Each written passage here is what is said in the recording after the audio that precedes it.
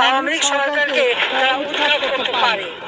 দেখতে দেখতে 15 বছর, সামনে আরো 5 বছর, মানুষ আছে কয় বছর, কবে হবে আন্দোলন? এই বছর না ওই বছর, রোজার পর না কোরবানের পর? অবশেষে বৈষম্য বিরোধী ছাত্রদের অসহযোগ আন্দোলনের তোপে পদত্যাগ করে দেশ ছাড়তে বাধ্য হলেন শেখ হাসিনা।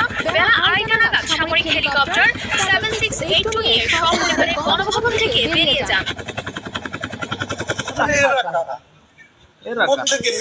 কোত্থেকে এলো এরা?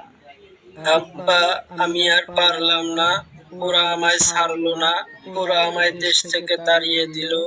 তুমি রিয়েলিটি মানে নাও, তুমি রিয়েলিটি মানে নাও, নিজের চিন্তা ভাবনা না করে নিজের মানুষকে বাঁচাও, কারণ আমি জানি পাল্টা তোমার বেঁচে